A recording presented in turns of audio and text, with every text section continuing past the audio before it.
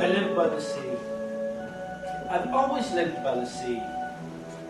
I can't know what it would be like living anywhere else.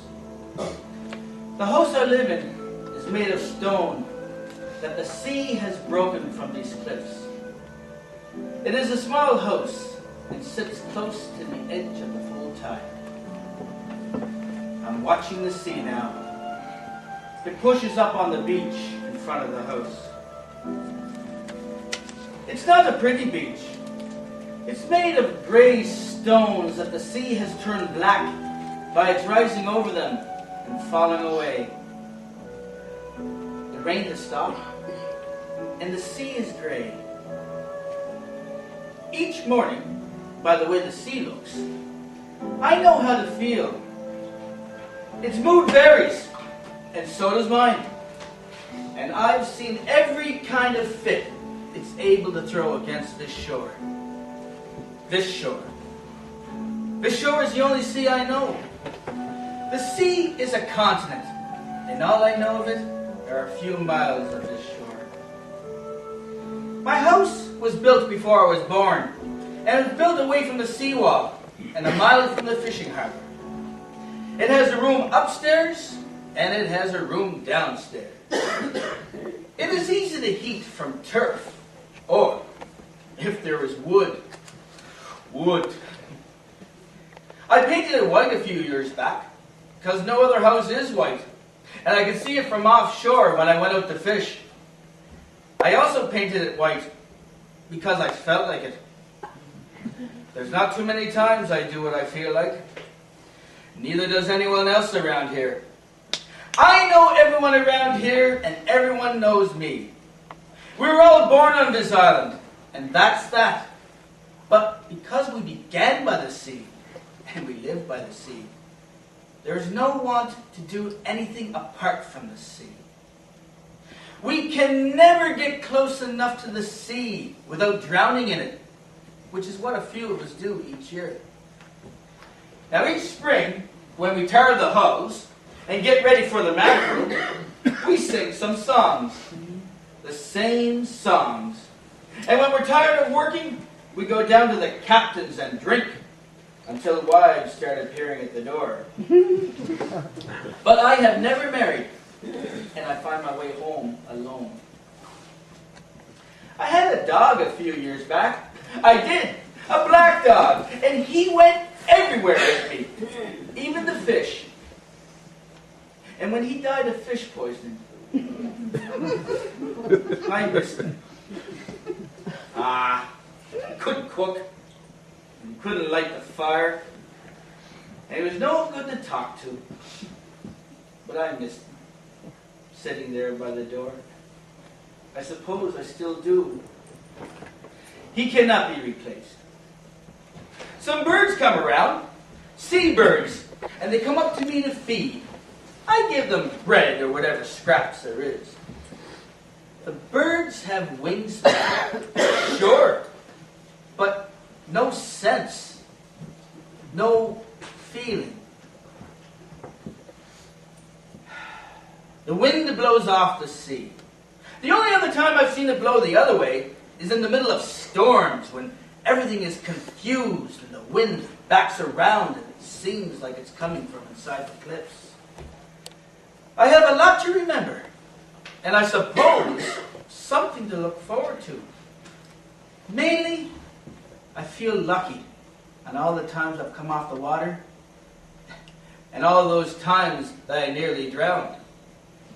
But I remember small things too. There was this wedding where I met this girl from Toronto.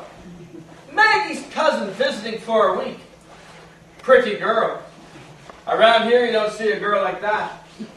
Around here you don't marry a girl unless you're going to court that girl. And since I've never married, I have never courted. There was my teacher, Miss Monod. I think I loved her, but I was so young. I mean, I've been to Halifax, but I'm not going to pay to lay with no whore. So, I have never courted.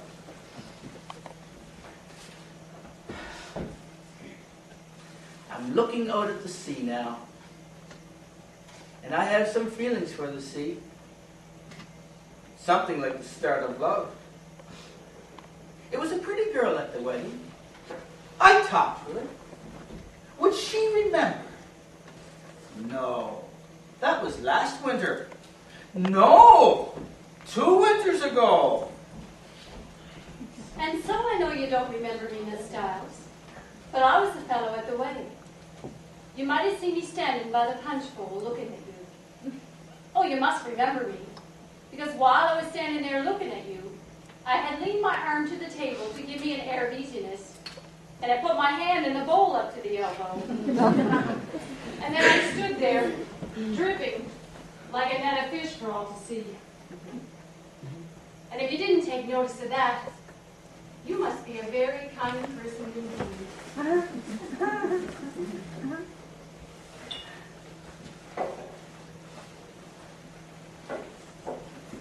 I talked to the McAfee about you, and he says you're not married still, and so it's all right to send you this letter. But he says you wouldn't remember me either, because he says you wouldn't take notice of a plain fisherman.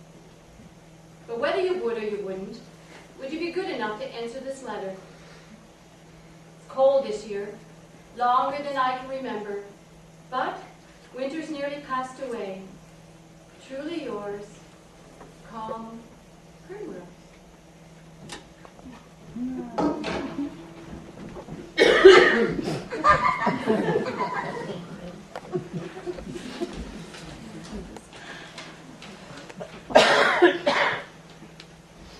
Honestly, I don't remember you, Mr. Primrose. Did we speak to each other at the wedding party? If so, what did we say? I'm sorry it took me a month to answer your letter. Please say hello to the McAfee for me. I cannot write to you anymore because I am at work and Mr. Blackstone will be calling on me at any minute. Sincerely, Timothea Stiles. Sincerely. Did we speak to each other at the wedding party? Ha! If so, what did we say? I was beside myself. Oh, Mary, Mother of God! I was leaning over you, holding myself up with my hands against the wall. You were in a red dress like that in the front. We was discussing the power of belief. And I said that the death of a friend didn't send me skipping off down the street to the All Saints Church. Instead, it made me want to row offshore and maybe sit and think. And that could be the same thing after all. You told me as a girl that you were taught the Catholic faith. And what I told you, what I didn't like about religion, was that you had to carry rosary beads with you and be belittled by another man once a week. A man who goes to the toilet the same as me. I don't work 6 days a week to be made feel small on the 7th. The great ocean makes me feel small enough, knowing that it has taken the lives of fine young men. God has the power to reason. The sea does not.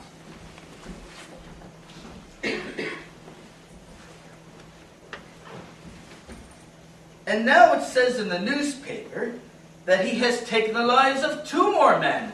I cannot understand the teachings in his act, and I never will. God has the power to reason. The sea does not. So the sea is my religion now. Does that sound evil to you, Miss Stiles? I says hello to the McAfee for you, and once again he says hello back. He told me that he never dreamed that I would write a letter off to you just like that. And I asked, why was that? And he said, because I didn't even think you could write a letter. So I imagine my spelling will leave you close to tears as you work for a publisher of books. Well, I do hope the sea will be good to us this spring. As good as in summer, which is not that far away. If you're not doing anything better, would you write me off another letter, please? Truly yours, Calm Primrose.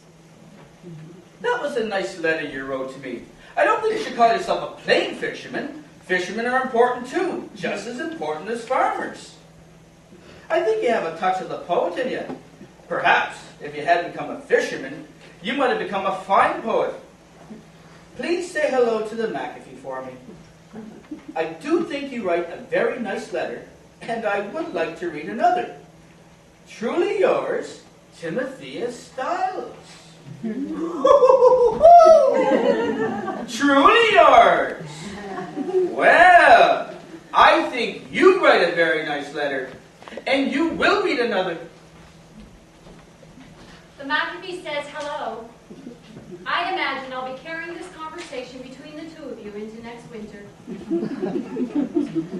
I cannot for the life of me know why a city girl like yourself, living in such a great city as Toronto, would have the time to read the sludge of a fisherman. It's not sludge. And I'm not a city girl. It is sludge, and you are a city girl. I'm not. I was born in the country. I've broken ice in a basin so I could wash. I baked my porridge with milk still warm from the cow. We made sausages only one day out of the pig. So you see, I am a bit of a farm girl underneath it all. I just don't let on to everyone I meet. Is it all that bad? Well, it wouldn't help my advancement in the publishing business. September has come and gone, and it's been a year now since we've been writing back and forth. No. Has it been a year? Winter, spring, summer, autumn. Those four make up a year, unless I miss my cow. And now, winter has passed us by once again. And I'm still calling you Miss Stiles. Not very good progress, Jesus. And so I was wondering if you'd mind if I wrote to you by your Christian name, Timothea. Well, I hope you don't think in any way I'm trying to court you. After all, your lives cannot be more different than ours. It's just such a pretty name, that's all. Timothea. Dearest Calm. No, dear Calm. I do think it's poetic when you talk about your life at the Cape. Ah! Oh, it is. The birds have wingspan, but no sense, no feeling. That's poetic. Thank you, Timothea. Do you really think so? Oh, yes, Calm. And your words would never send anyone flying to a dictionary. Can't guess why. I hope you don't mind, but I showed just a bit of your letter to Mr. Blackstone, and he said that this is the best kind of writing in the world. Because I can see through the pane that the moon has settled and the night has almost run out.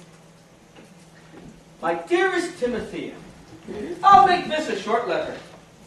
I wanted to ask you, did you know of a relation of yours who's getting married here? There's a wedding planned between Ernest Terrence Feeney, also known as Red Ernest, and Maggie Swan, who is your third cousin. They are to be married at the Cape in September. Think of that. Think of that. Well, I just wanted to let you know in case you had any plans on coming over for the wedding. Well, I better get back to my boat and out on the water. Well, the fish will be wondering why I haven't come here. Can you come to the wedding? I wish you could. As ever, Calm.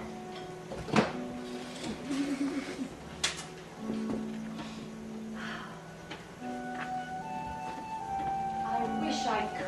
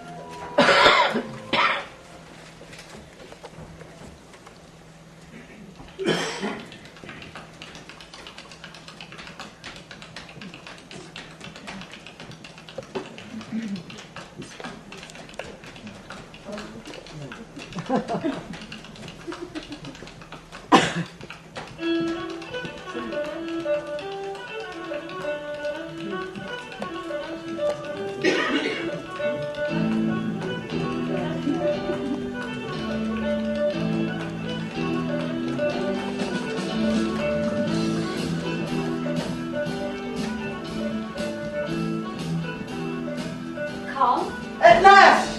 What? At last. Oh, I do remember you now. At the punch bowl. Can I fix you something? No, thank you. I promised not to put my arm in it again. A mug of tea. Try the punch. It's not too strong. It's done nothing for me. Did you want it to? Yes! Because of meeting me? Well, I suppose. Why? That's the thing about me. Every time that I meet a lady that I've been writing to for about a year and a half, I'm sure to take a drop or two. Did it help you this time? I don't know, really.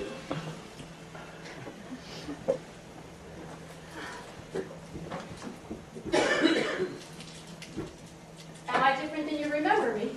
No. And although it's been 3 years since we first met, I still imagined you a certain way.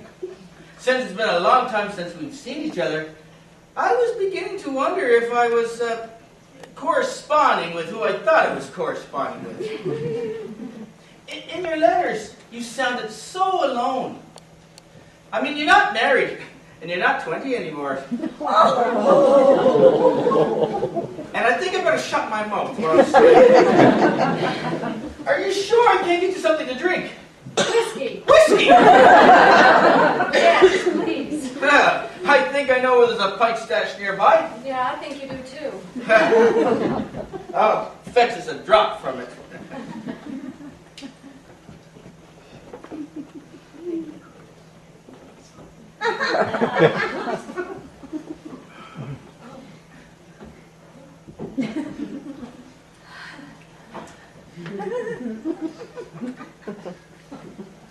Winter's coming. Ah, it always does. This time of year, naturally. You confuse me. Do you wonder why I can write you letters, but I cannot think of anything to say to you? Well, you'd be speaking for the both of us. I was really nervous about meeting you. Truly. Well, that will take some getting used to, I think. Yes. We should spend some time talking. We might go for a walk.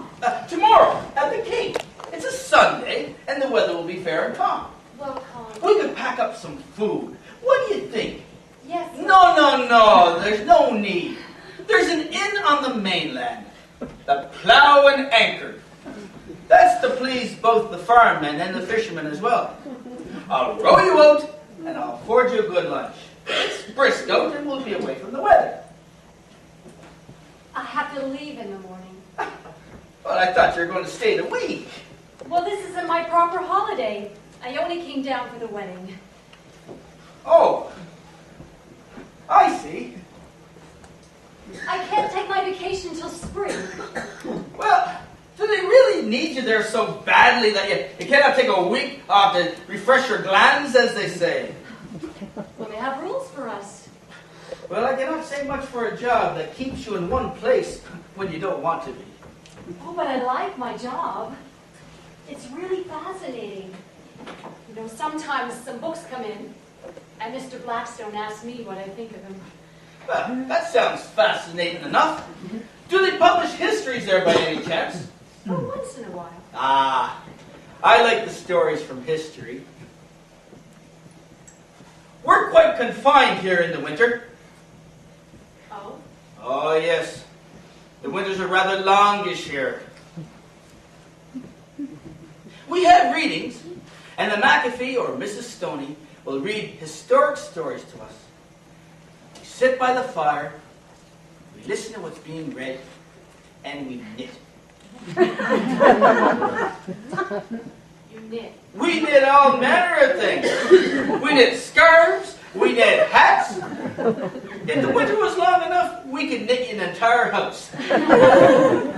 We go out a dozen times in the winter. There's cod running outside the channel, and it's up to us to catch it. But the oars and gunnels get slick with ice, and you can't do anything to keep your fingers from turning blue, except grabbing onto ropes and nets and whatever's at hand. Still, it takes you 3 whiskeys and a long stand in front of the fire at the captain's before you can feel yourself again. I'll tell you how cold it gets you. Sometimes you cannot even speak. That's how cold it gets you. Well, Toronto's not like that. It's so cold there sometimes, but getting to work's a blessing because you can get a cup of tea when you arrive.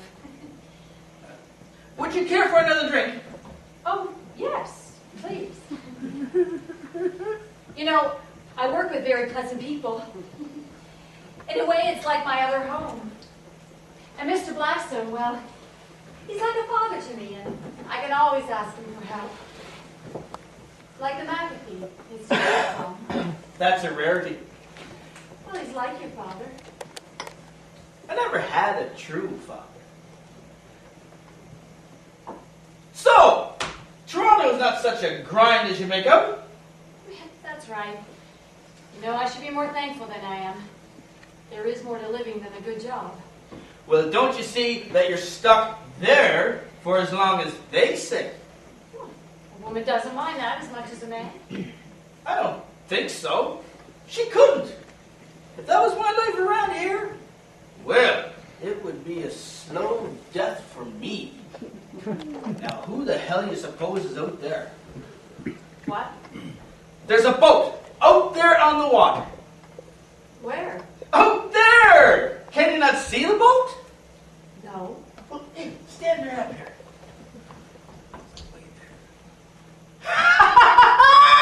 It's Smiggy and Pete! What are those fools doing out here tonight? Don't you know that there's a wedding party going on? I can't see any boat. No? No. You don't have the eyes for it. You've got, city eyes.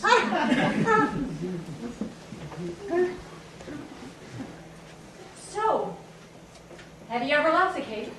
I leave the Cape each winter to meet the fisheries trawler, and each winter we sail up the ice, seeing sights not too many people have ever seen. Have you ever seen an emerald glacier standing up from the water? No. Have you ever been to Toronto? What for? I want to have a reason to go someplace, not just go to a place that I don't know. So, since you have no need to see other places, that must mean you're really happy here. Well, I'm content. I'm a content person, I think. Does it help you to be happy to travel? I mean, where have you gotten to? Oh, well, I've been to New York, Washington, Atlantic City. I can't believe you've never left this place, really. Well, I can leave any time I want, even when the fish are running. I can say, let them run. I'm going for a walk in the mountains. Have you ever said that? No, I've never said that. You mean you never said to someone, use my boat, I'm going away for a while, I'll be back when I'll be back? Now that would be a hardship on the McAfee. But you never said that. No, I've never said that. Well, you see, it's like you have a job and boss is the same as me. Well, I'm free to go when I choose. I just haven't chosen, that's all.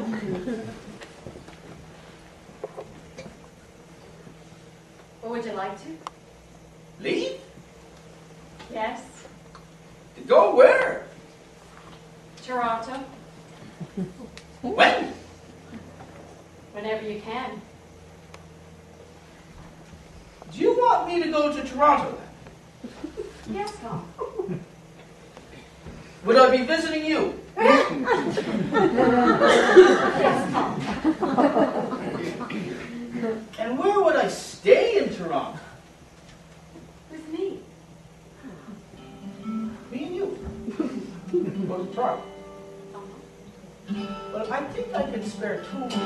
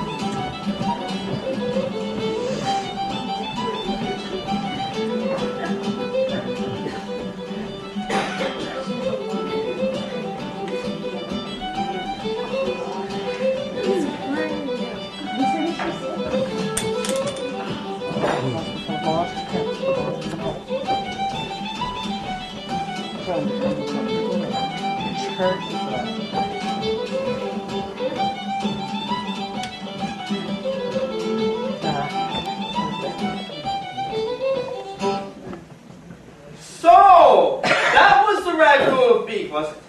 You never heard of it? Well, yes, I've heard of it. Just never had it is all.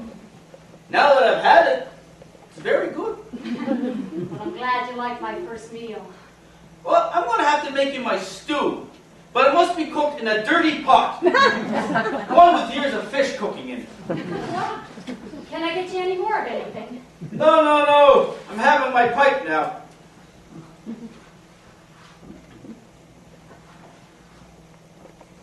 Calm. What? Oh, nothing. I was just saying your name, that's all. Calm. Timothea! That'll take some getting used to, you know. Yes, there never was a nickname for Timothea. You either said it or you didn't. All right, I'll say it then. Timothea! Would you like a cup of tea, Calm? No, thank you. I'll get you some stout in the morning. Guinness is good. All right. Guinness. Long trip. Oh, wasn't it? The bus, and then the train, and then the bus again.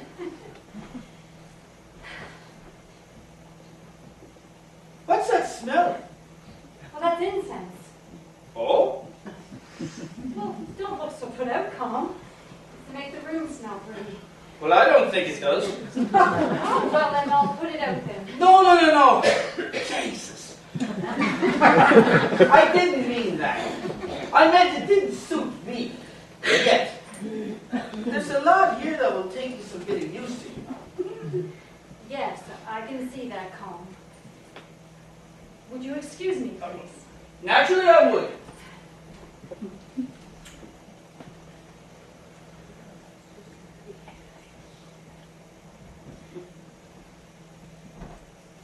I like cooking smells.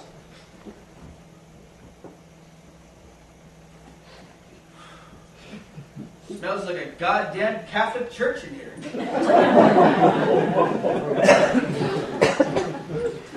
You know, we have a little saying at the Cape. If you use your own tobacco, it's wasteful. But if you use your neighbor's, you stuff it so full that you can't even draw from it. Just the one bed. Yes, Calm. Cozy spot. My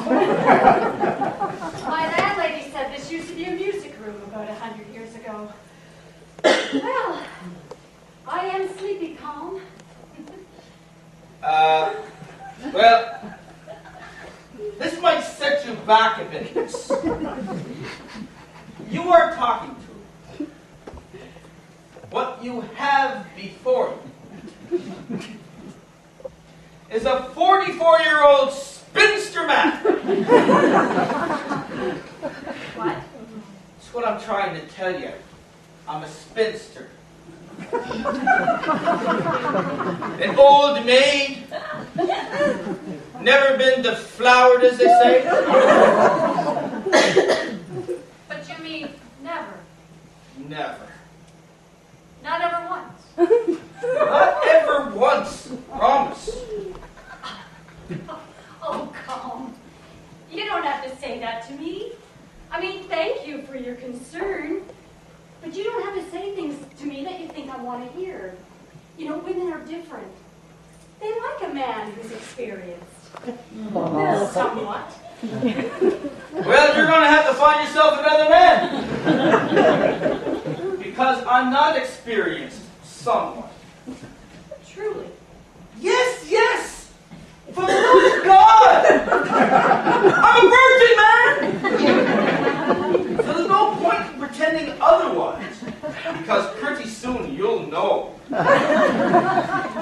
So why go on deceiving you into thinking that I'm some kind of man of the world, as you say? Well, you're the one who's being deceived, Colin Primrose. Because that's the kind of man I don't want. Anymore.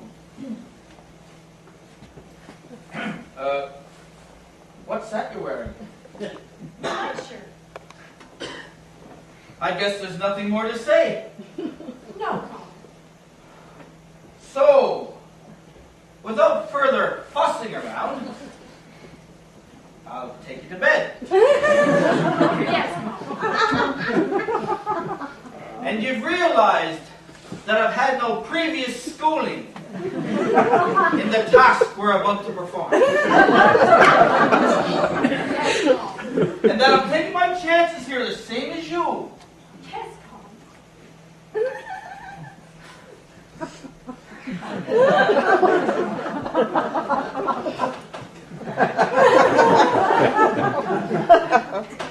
I wonder what Smiggy and Pete are doing right about now. Smiggy and Pete are probably coming in right about now, all wet and smelling like cods. Smiggy and Pete, what clowns! Imagine if they could catch a glimpse of us. I think I'd better remove my trousers. I think that would be better done in the dark.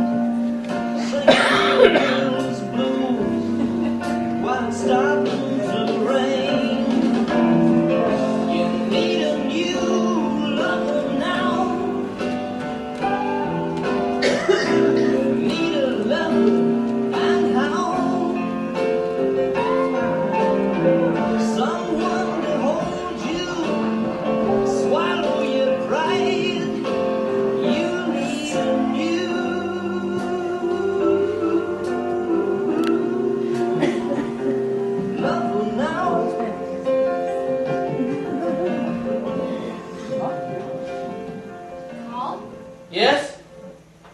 Where are you? Are you awake? Yes.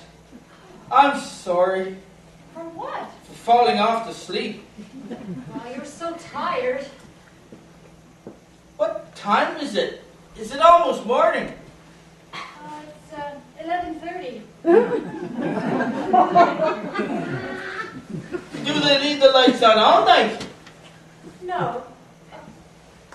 Yes. Did I hurt you? No, Colin. I think I was eager. I think I was nervous. It wasn't right, was it? Well, it was the first time. For me? Well, for us, too. Maybe that was it. It was all over so quick!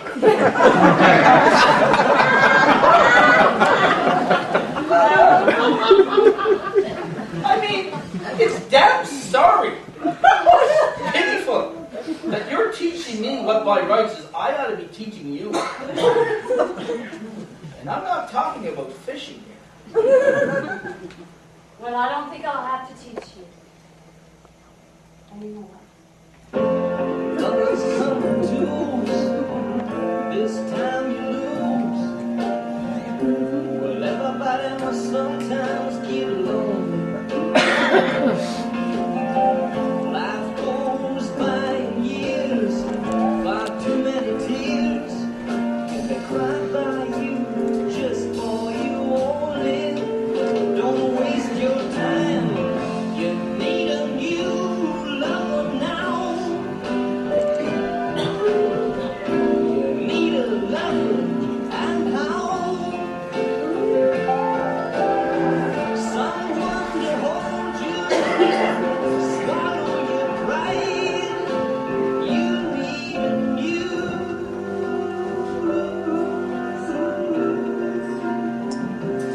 lover now.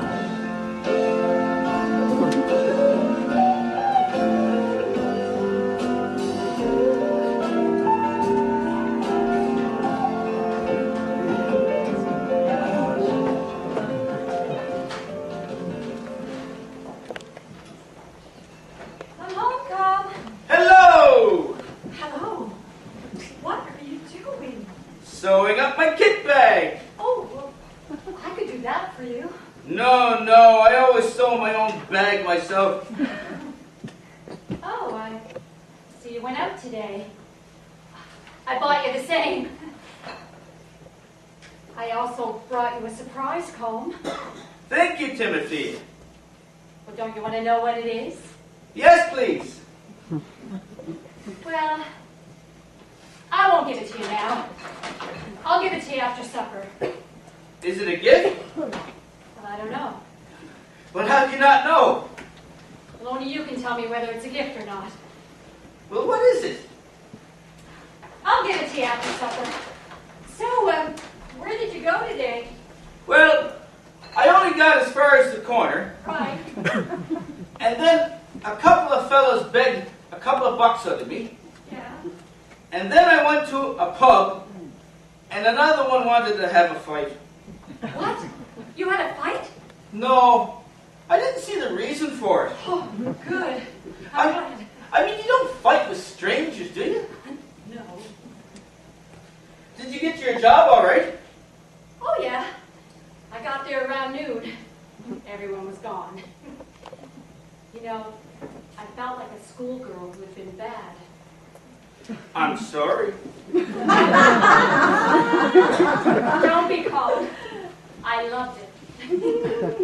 Did you tell them why you were late? No. I just told them I was tired from my trip. Everyone knew I was away somewhere for the weekend. Well, where's this gift at? I'll give it to you after supper. Well, let's have this supper. What did you get? Well, I picked up a couple of crab, and I thought we'd have some beer and some potato with them. I wanted to make you a dish you knew after all. It'll seem strange eating this here. We always had it at the captain's on a Sunday afternoon. Well, you'll just have to pretend this is Sunday at the Cape. You know, I haven't bothered with cooking much for a while. Well, I'm going to have to give you a try of my fish stew. It's a simple dish made of anything that swims, cooked in an iron pot, placed over a turf hearth. I'd make a lot of it, and in the winter, it might last a week. But in the summer, after 2 days, woo-woo. You know, it's going to be great cooking for you. I hate cooking for myself. I usually just stand up when I eat all. Sometimes I get scared that I'm going to spend the rest of my life standing up, eating alone. There'd be nobody here that could really take me out of myself. Oh, I just get so cold standing here. And I get these crazy feelings as if somebody's watching me. I just be here, as scare. Not be able to do anything about it. But then pretty soon it would pass and I'd go to bed. But then I'd wake up in the morning and I'd feel lost again. I think I'm lonelier in the morning than I was the night before. I think the morning's the smartest time not to be alone. The smartest time not to be alone is when you're falling off to sleep. Oh, you know, I can remember that feeling right now. Not the scare of it. Well, where's this gift at? Well, I want it to be a moment you'd always remember. Because you may never speak to me again. Well, what is it?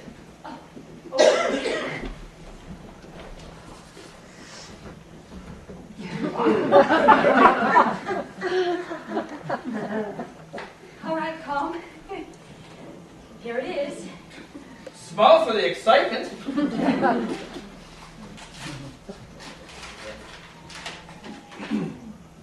Sea sonnets. And what a pretty little thing it is. And I thank you for it. Can I get myself another ale? Read me one, please. What, now? Yes, Calm. Please, here. Well, which one? There seems to be so many. Oh, anyone. The people here old, even the young, just married, looking out, look back upon their cliffs. What is this? Are you happy? Sea sonnets by Calm Primrose. You look as though you're going to be sick, Calm. I truly don't know how I feel. All I know is I never felt like this. This is my country. The sea country. That was in a letter I wrote to you. The storms have blown themselves away, and the cows come down the hills all lean and wide-eyed and find their owners' meadows familiar. So was that. Well, everything in the book is from your letters, Calm. From the entire winter and summer. What? The letters that I wrote to you are in this book. Well, there's nothing personal in the book, Calm. Nothing personal you wrote to me. So, that's why you were writing to me. You're a great writer, Calm. I learned to hold a pencil for you. Mr. Blackstone says that not many people can coax the meanings out of the words the way you can. It's a great gift. It's not a gift!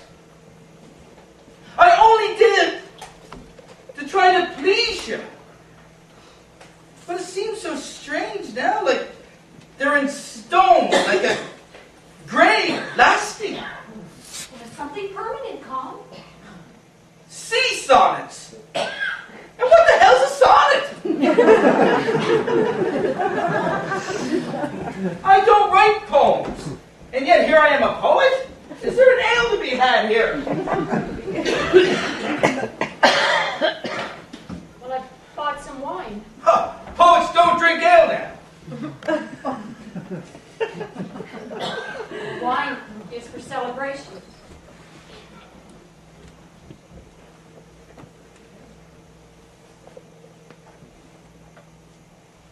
Is it a celebration?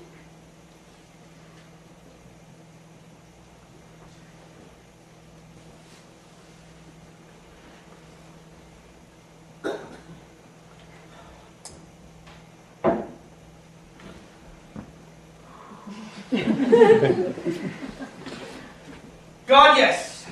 Let's celebrate this book. I am a poet. One foot in the sea, the other in Toronto. I have never heard of the likes of it in all my life. Timothy is stout. You knocked the pegs out from underneath me, And I love you for it.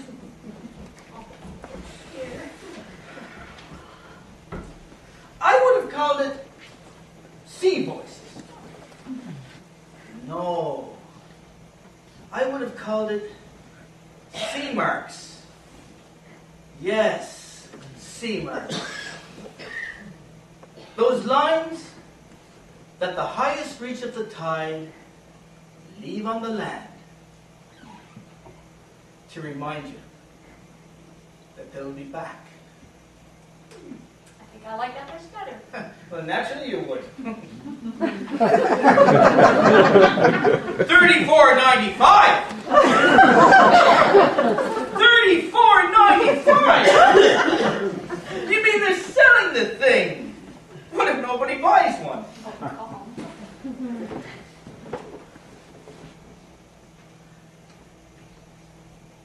They call me primitive here.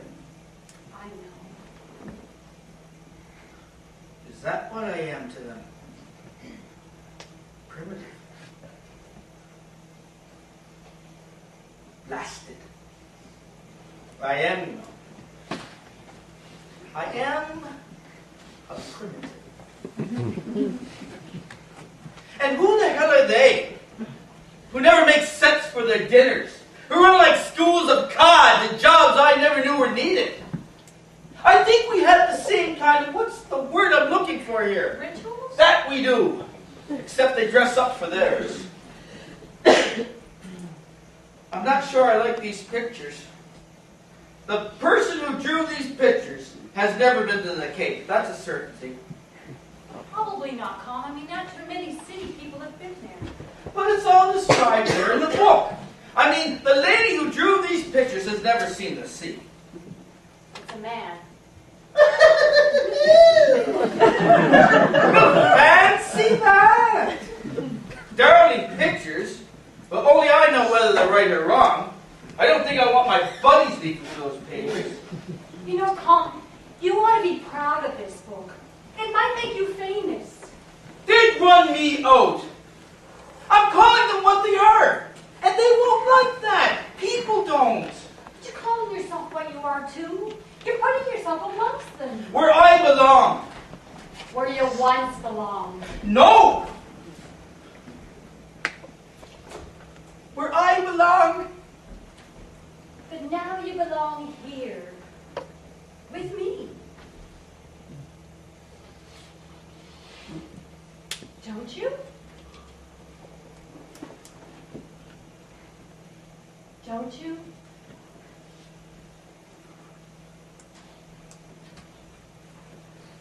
That's right.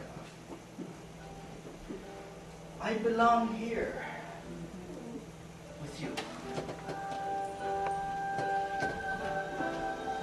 Lost in the crowd today.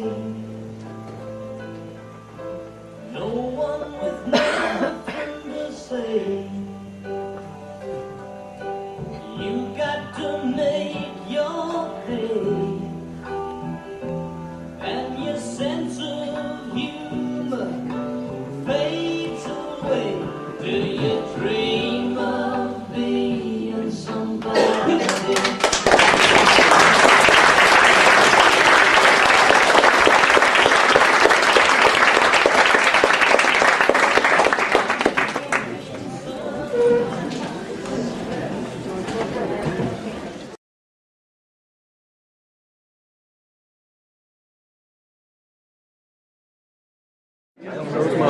Justin. Yeah. George. Andrew. Ed. Nice to meet you. Sam, oh my God.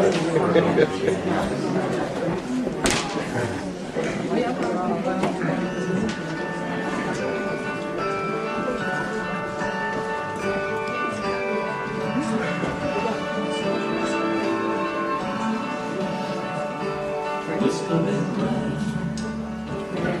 careless emotion, rising and falling, waiting the ocean, carry you on till nothing remains, only the sound of the whispering rain.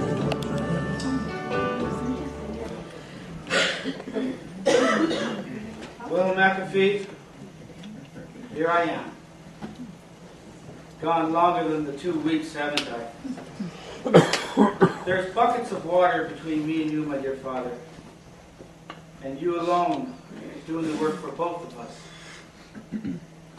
You're strong enough. There's a good bottom between you and the water. Remember, she's sound, that black boat. You've a good man in Liam to shove you off the beach. Or if Liam's gone out, there's always Redmond. Just look out for that second wave. The one with the broken top would always cause us trouble. So, she's a good woman, Timothea. But now, I wonder what I am to do in this city of hers. It's her city. The city's a woman's place to be, after all. You can't be a man in the city. You can't use yourself well as a man.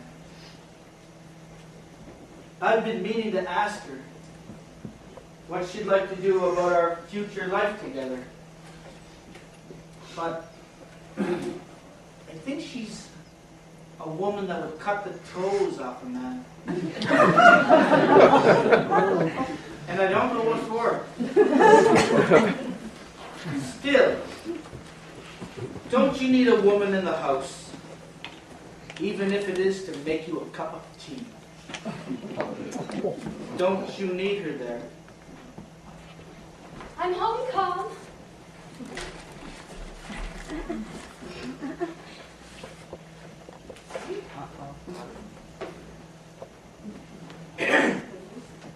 This is you.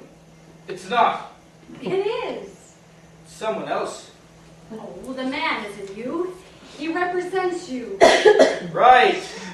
The whole idea of you. The image. Isn't it a great picture? Great. Do you have any idea where we're having dinner tonight? Mr. Blackstone has invited us to his house. And he's sending his car. Oh, come. I have never been to his house. Oh? Please hurry up and get ready. And here, wear your new pants.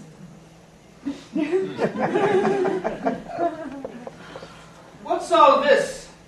All that? Writing paper. For me. For you. From Mr. Blackstone. Yes, my darling. There must be 100 pages here. 500 exactly.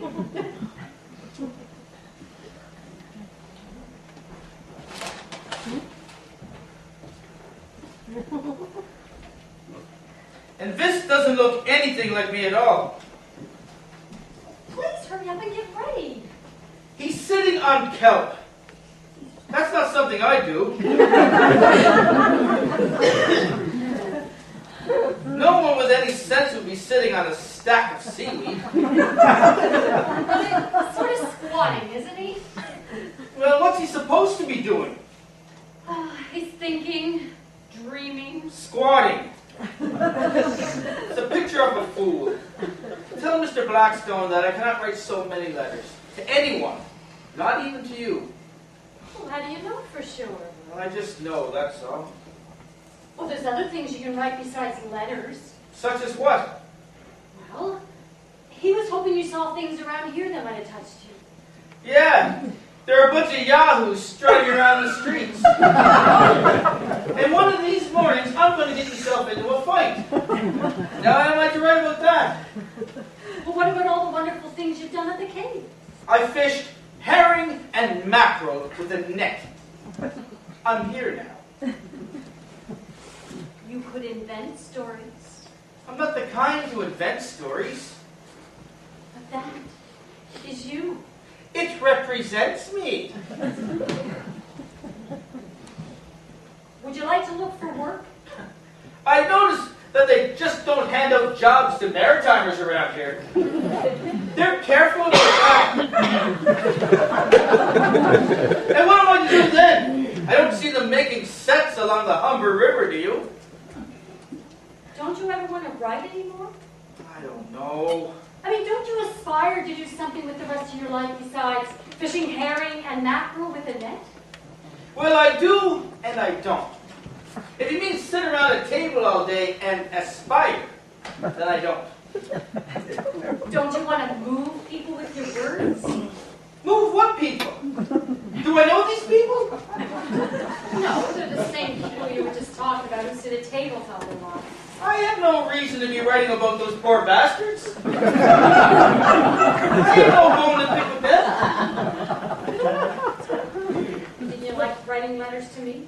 Oh, yes, darling, I did. Well, write to me, and I'll let them pass through me into their hearts. God! Well, you listen to the mouth on the woman. What a lovely way of saying it. You're not talking about the heart. You're talking about the soul. The true man inside the man who always speaks the truth. I've seen him die. Once or twice before the man. Leaving the man stranded. That's an awful sight to see. Oh, come. Part of love is needing things you never knew you needed. Changing. Growing. Can't you go to Mr. Blackstone's and leave me here? I told him you'd come. Did you now? Oh, the promoter's going to be there too. He wants to meet you and learn about your personality. He has an idea he wants to tell you. Oh, it's a great idea. Is it now? If I tell you, will you come? Oh, no, I shouldn't tell you. You know, he wants to tell you himself. So you must act surprised when he does, okay? All right. Here it is.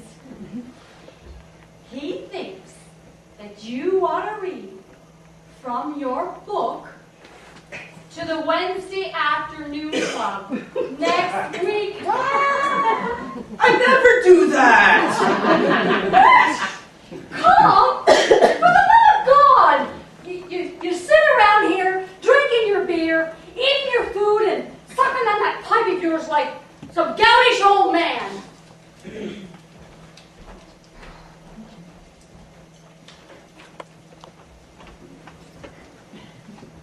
I think the word is gouty.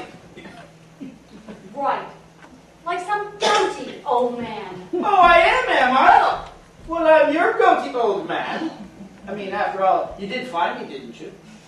I did I? I suppose it was me who started writing letters to you. And I suppose it was you who started bringing them out in the books. I think you can say goutish. I've heard of goutish. It's an affliction of the joints. Not to men who do real work. Only for those who sit at a table all day is it an affliction of the joints. Can't you see that this is your chance to get respected? And you may even get paid for it. I don't know, Timothea.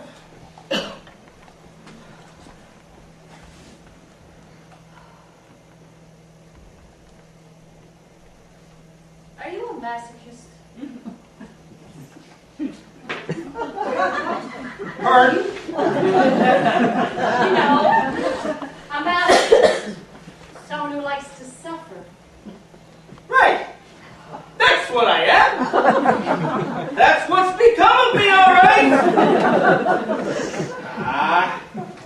What did you expect me to become? What you fancied in me was what you read in my soul.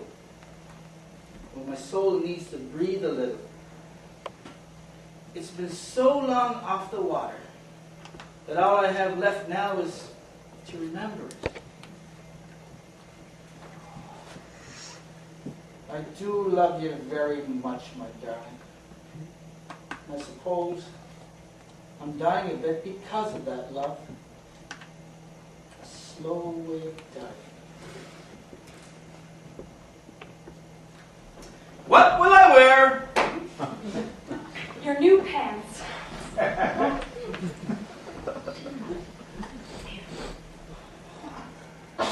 about those socks? Them are good socks. Yes, they're good socks. You can put them on either end. I'm going to go finish getting ready. Now, when we get to the house, please, don't throw any lit matches into their waste paper baskets.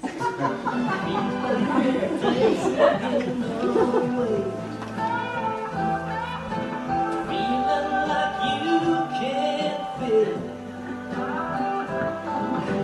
Laughing the palm of your hand.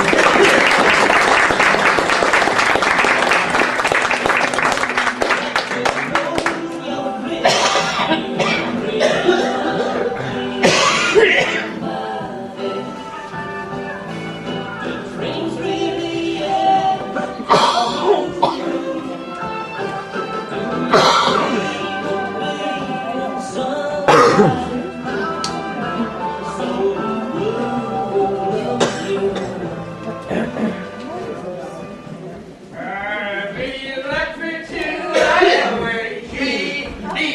Up your words or tree, and I'll be after thee. Now I see. He sees I. I wonder I don't get her. Well, a big old stick will knock her down. Blackbird O'Reilly. Diddle-diddle-lady. How's your father? Drunk.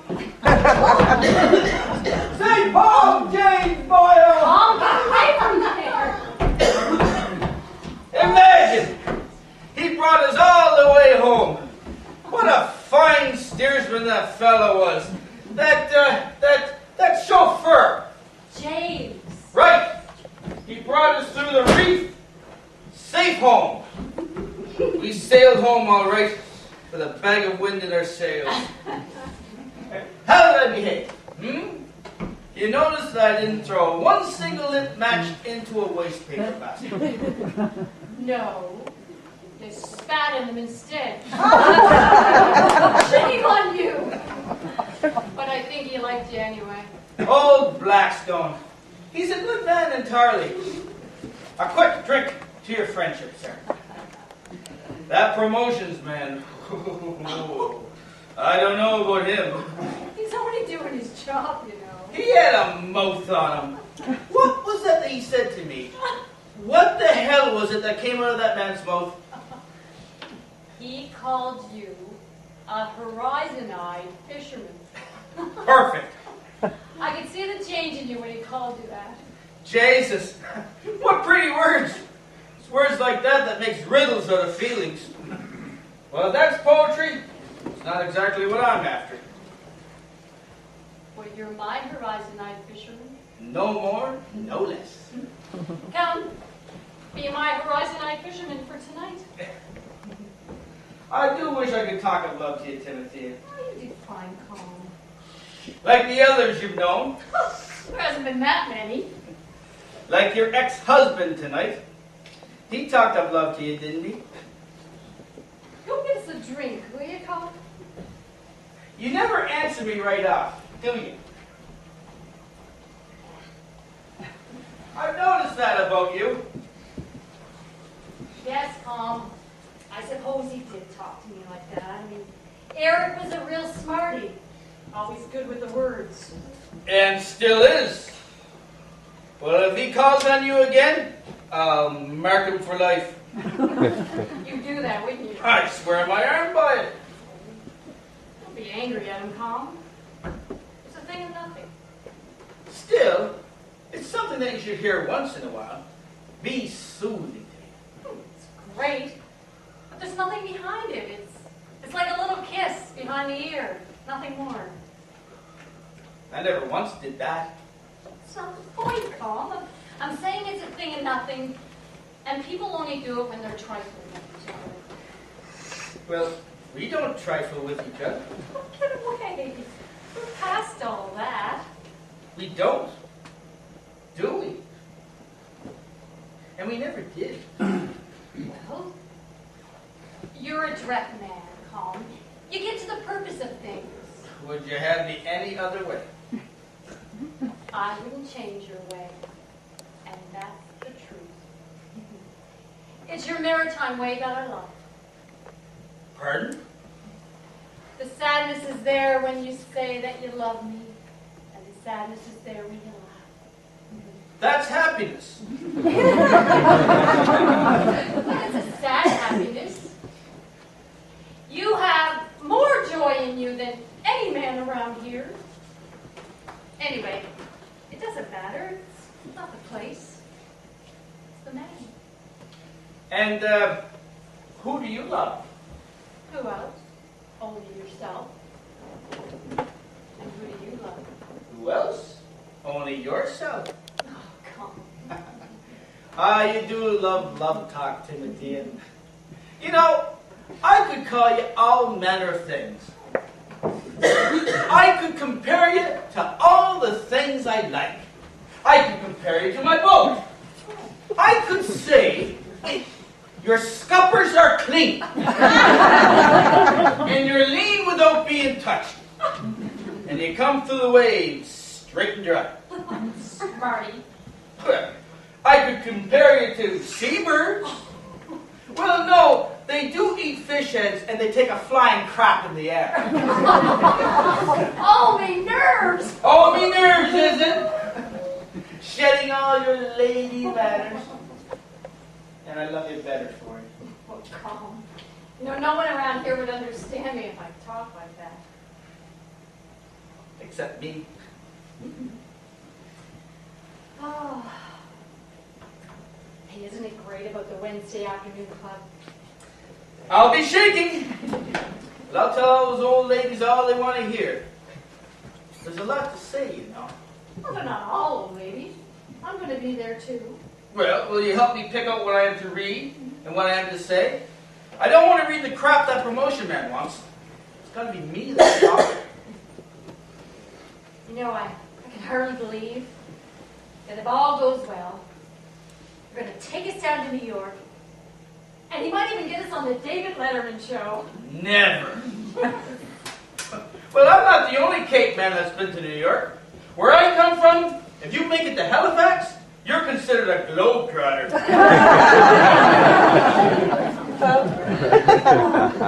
New York. Have you ever been? A day and a night.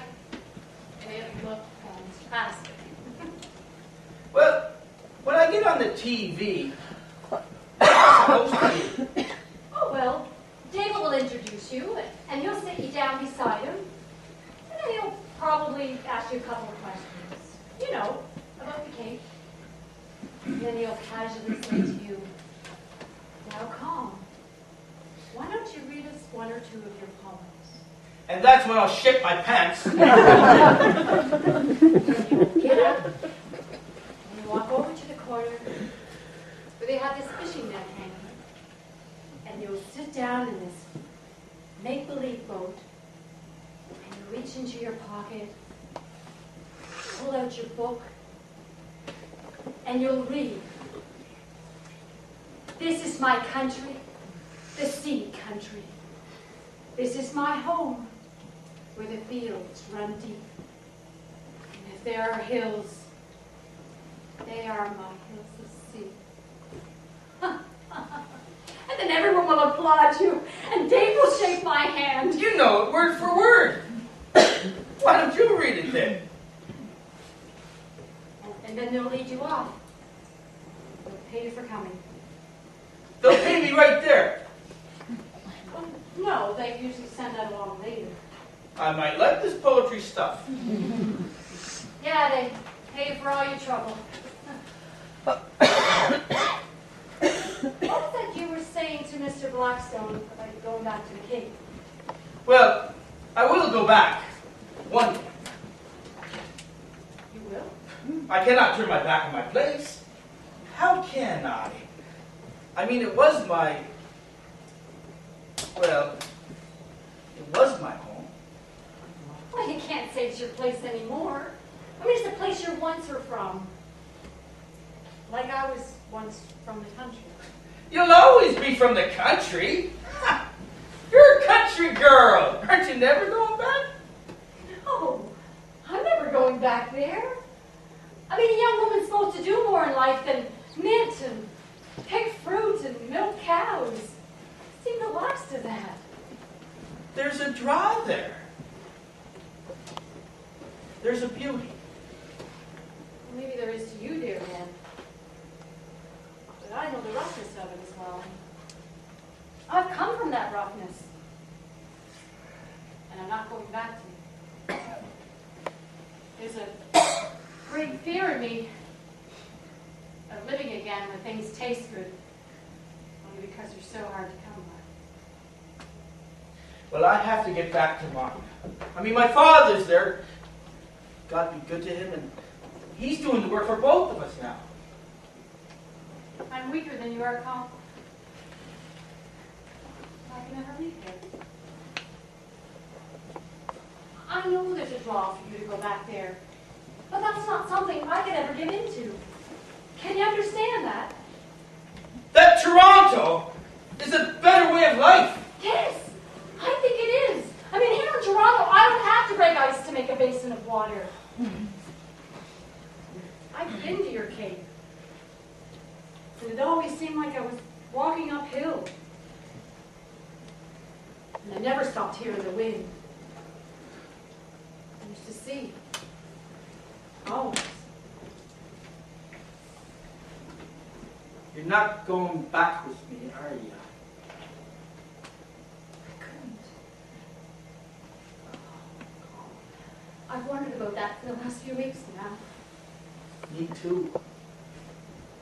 Colin, I mean, if I had just left the country, a green girl, I would be gone with you in a minute.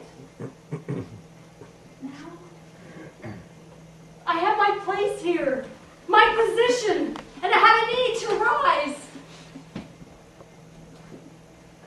Well, there's my place. And that's my position. And I can't remember when I didn't fish. Don't go back. I must go back. To see my father and the mackerel. Oh, please, God, let them be running. You're going to go back and stay on. I wouldn't. Last night I dreamt you did. Come to bed. It's a thing of nothing. But I did dream it. It was true. You said goodbye. You walked out of here. And you were gone forever. I wouldn't stay on. But I've been dreaming of the sea. And I've realized that the time I've been here, that I love it. Well, no man should die until he's loved one thing. And now he loves two. I Whispering rain gave us emotion, rising and falling, waves on the ocean, carry you home.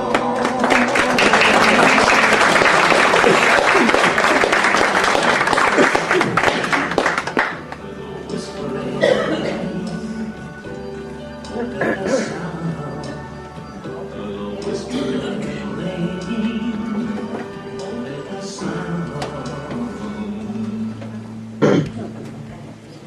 Whispering rain. Yes.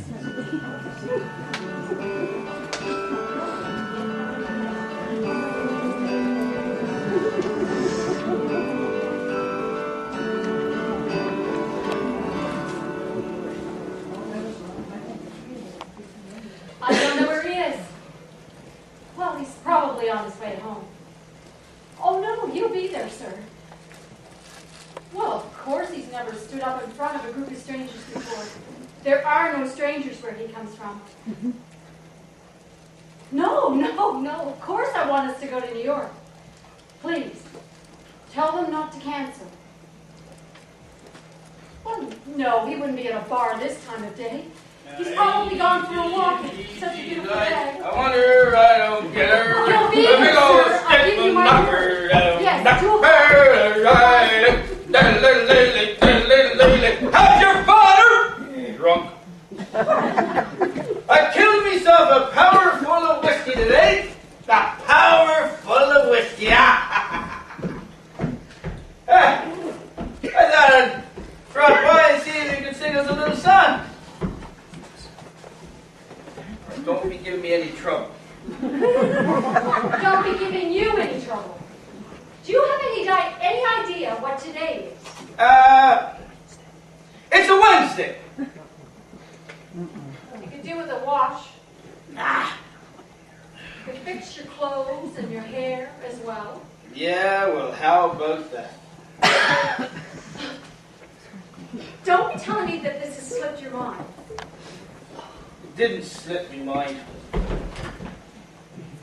It changed me mind. You got a few screws loose? Did you read the newspaper today? Yes. About Yes, Tom, I read it. how they say that Mr. Blackstone found me under a mushroom. And now they're calling me primitive once again. But don't confuse primitive with stupid, because it's not the same thing at all. Put on your new pants, Tom. Put on your new pants, calm. You're not getting what I'm telling you. I'm going there to be made a bigger fool than I already am. A bigger primitive. You've got to do this. Got to do it. Yes! Got to do it! What harm is there in reading a few words? It's important for you. The words! It's important for us. It's important for you. I want it for us. Words! It's nothing. Words is everything to us. It's all I had of you for a year and a half. 2 winters and a summer of not knowing who was behind those words, but knowing that was something that I'd never felt in my whole life. Wondering what it was and how it could be love. It was only words. There was no such thing, I thought. I mean, I don't know what was in those words that made me turn around and go to Maggie's wedding at the Cape. But when I saw you at the back of the church, I knew. And that was it.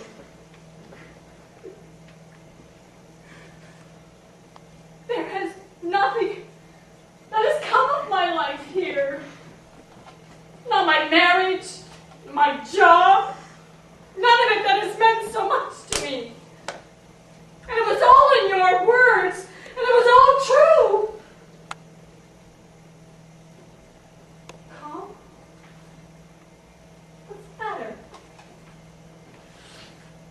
Calm, please, tell me what's wrong. I got a letter in the mail this morning. Well, what did it say?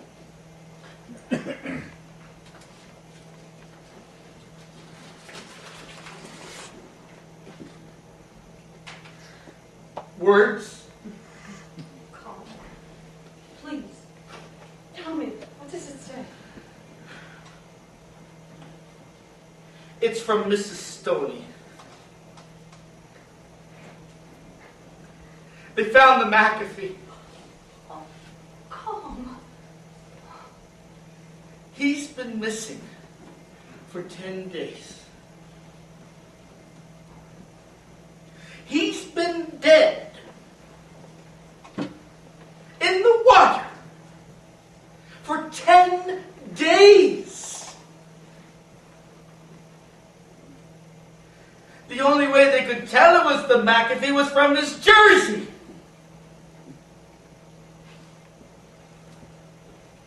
Oh, Mac. I wish they never found you like that.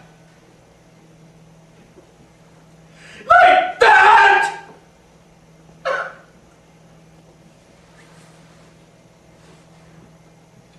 I never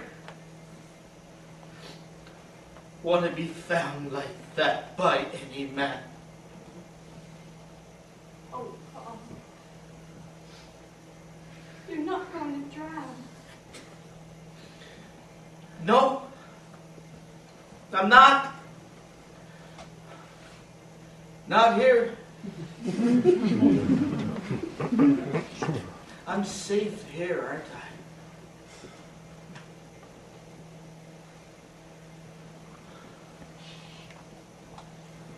When is the funeral? Yesterday.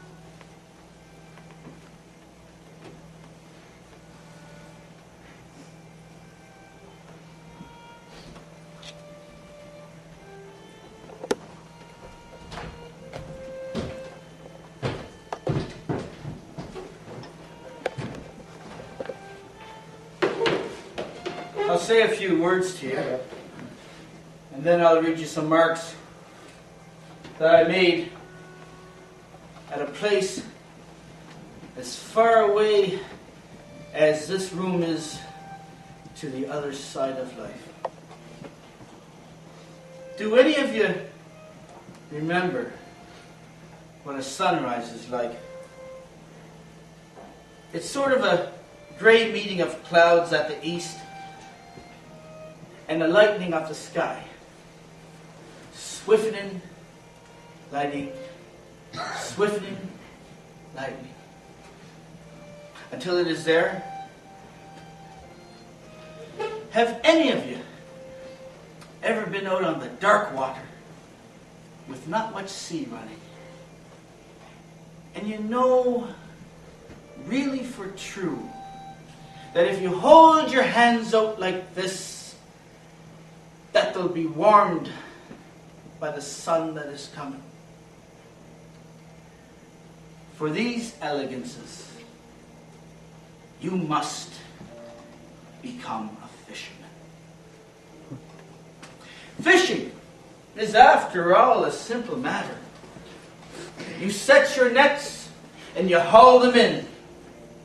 You stay off the rocks at night and you anchor with care. And you look for signs that the sky is kind enough to provide. There are a number of people out there who do not understand the sea, and I am among them.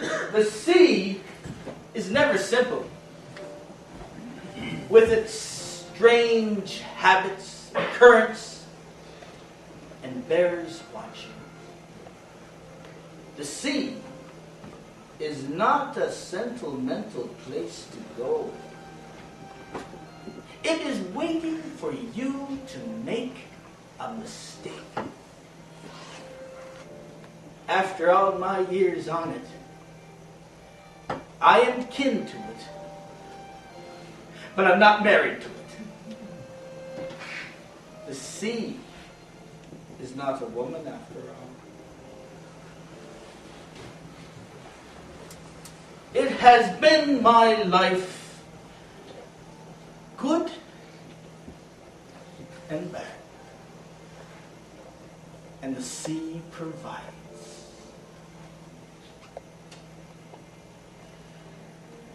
The sea provides. My partner is called the McAfee. From the time I could walk, I remember him with white hair and a pipe growing out of his mouth. He'd smoke just about anything. I imagine cow dung, just to keep his face lit. There was no man I loved more than the McAfee. Men liked him in every way there was to like a man. Oh, the eyes on him. Like two candles burning. With one stroke of his eyes, he could give you all the love you ever needed to last you a year. There are three ways I recall. First, he'd be standing in his boat, knee-deep in haddock, the first one to fit. The hair on his beard all shiny from fish lime, and him just calling out to me. Just calling out to me. The second would be at the captain's, with a black pint in front of him, and another one in his hand, drinking with us in front of the fire. Older than us, and smarter too, but never letting on unless it was needed. And third, I remember him at Sunday breakfast with a crab or two and a thick buttered bonnet and a pint. He was a great man. You should have known him. There's an old fisherman drowned that will live in me forever. The oldies knit these very pretty jerseys for us. The widows, they keen their yarn and they knit a pattern into each one of these. Now every town has its own pattern. And this one's ours. Would you like to know why they knit these very pretty jerseys late at night? The sheep sleep at night and are content. They think that the jerseys will be better for it. And so will the men that wear them. Now, when a man comes floating into our harbor, and the fish have taken out his eyes, and have nibbled off his lips, we can tell from his jersey where he is from. And he gets sent home. The cleanest burial is when you slip away and are gone. You should never be found by another man. You should make sure you go down deep and never rise to the surface.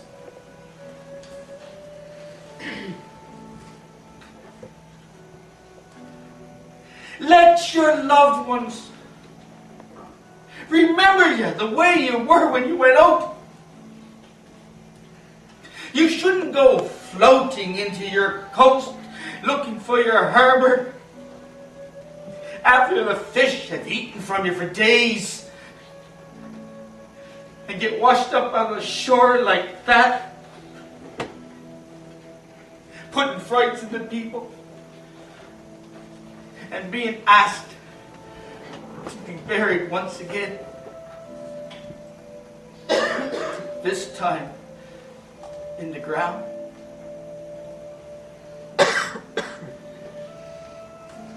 Anyway, that is why we wear these very pretty jerseys. They settle the question of dress 6 days out of 7. But I was going to read you some sonnets, wasn't I, from this idiot book. And I was going to tell you that the sea is this great big arm holding us all into one place, or some such nonsense like that. Instead, I'll tell you a short one. We are now weavers. We are now caulkers. We are now baiters. We are now young. We are now rowers. We are now fishers. We are now masters. We are now men. We are now drinkers. We are now singers. We are now mourners. We are now dead.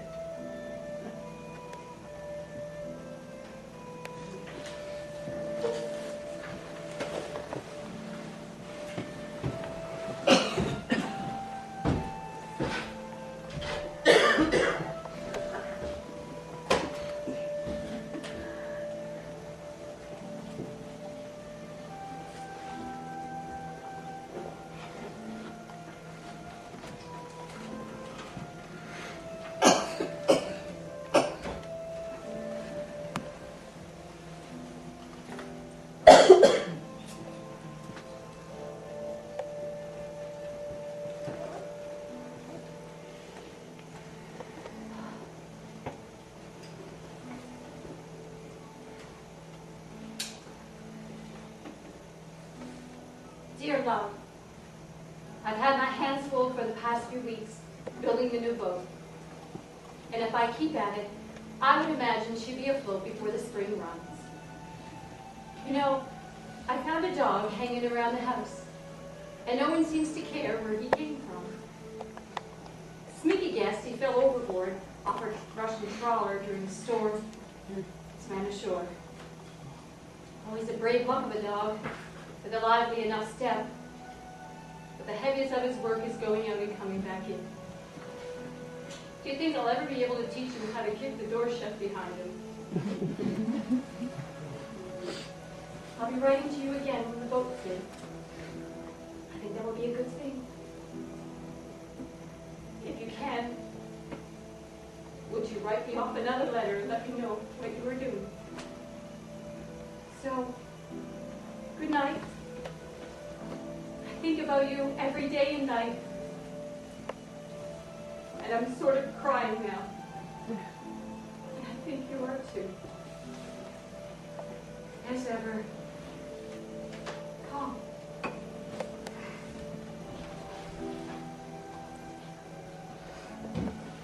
I live by the sea. I've always lived by the sea. My dearest